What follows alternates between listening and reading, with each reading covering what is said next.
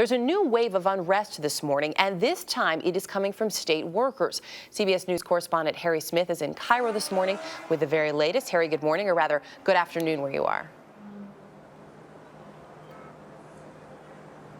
Yeah, Erica, I'll tell you, another very interesting day here in Cairo. Earlier this morning, the last of the pro-democracy demonstrators left the square and were removed from the square, so to speak, not long after new demonstrations started to break out. The demonstrators primarily were the police, the dreaded, feared police. As they chanted and as they marched, they demanded higher wages and simultaneously apologized for all the bad behavior they've been responsible for decades here.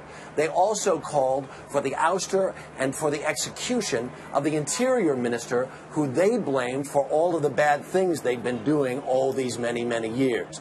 This was also a bad day to be a boss day here in Cairo.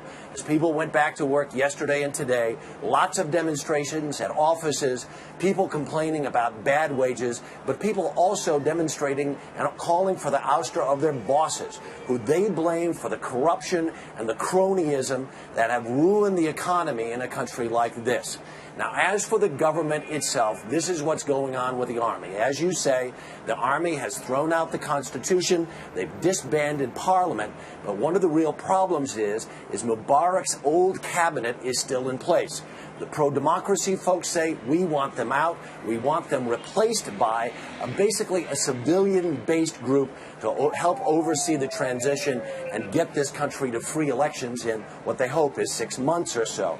As for Mubarak himself, there are new reports this morning that he is in ill health, maybe even in grave health, or that he could be in a coma. Now, folks here say, we've heard this before, we know that Mubarak's health is not good to begin with, and that this all may just be an excuse to give him an opportunity to leave the country, quote unquote, to seek medical attention.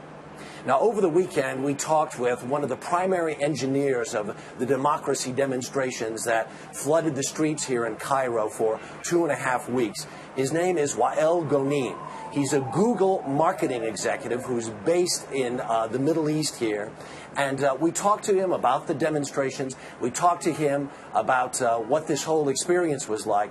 And, oh, by the way, he was a guy that 3 days after the demonstration started was grabbed off the streets by Egyptian authorities and held for 12 straight days, handcuffed, blindfolded, and nonstop interrogated. This momentum, whatever that just happened right now, need to be capitalized on now. Did the Mubarak regime underestimate, or do you even think it understood, the power of the social networking? They don't understand the social networking part, but they underestimate the power of the people. And, you know, at the end of the day, I want to say my final word is thanks to the stupid regime. You have done us the best thing ever. You have woke up 80 million Egyptians. So if you're an autocrat or if you're a dictator and you've watched what happened in Egypt over the last several weeks, you should freak out. You seriously should freak out. The pro-democracy demonstrators have called for a brand new demonstration for this Friday, right behind us here in Tahrir Square. We'll see what happens. They want people to come back to the square to remind the army and to remind everybody else this is no fluke and there's a lot of work to be done. Erica? Just the beginning. Harry Smith in Cairo this morning. Harry, thanks.